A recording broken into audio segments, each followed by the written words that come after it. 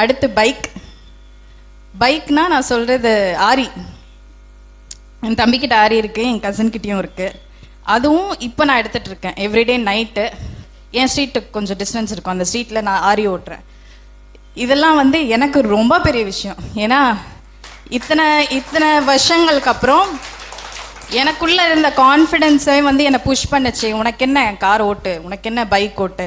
என்கிட்ட சொன்னவங்க எல்லாரும் முதல்ல சைக்கிள் ஓட்டு, நீ எடுத்த உடனே நீ என்ன கார் போகிற அப்படின்னாங்க. நீங்கள் என்ன சொல்கிறது, நான் ஓட்டுவேன் அப்படின்னு சொல்லிட்டு முதல்ல காரை தான் எடுத்தேன். இப்போ நான் ஆரி ஓட்ட ஆரம்பிச்சிருக்கேன். ஸோ பெரிய இம்ப்ரூவ்மெண்ட், ரொம்ப பெரிய இம்ப்ரூவ்மெண்ட் எனக்கு. என்னால் நிறைய விஷயங்களை ஈஸியாக பண்ண முடியும். பண்ணாத ஒரு விஷயந்தான் இது. நிறைய நான் நல்லா ஏர்ன் பண்ணுவேன், நல்லா இந்த மாதிரி நல்லா பேசுவேன், வீட்லேயும் நல்லா சேட்டை தான். ஆனால் இந்த வண்டி ஓட்டாததே என்னை நிறைய பேரை மார்க் பண்ணியிருக்காங்க, நிறைய. அதனால் கான்ஃபிடென்ஸ் கொண்டு வந்தேன் முதல்ல நான் ஓட்டணும் அப்படின்னு சொல்லிட்டு. ஸோ அது one of the biggest thing எனக்கு.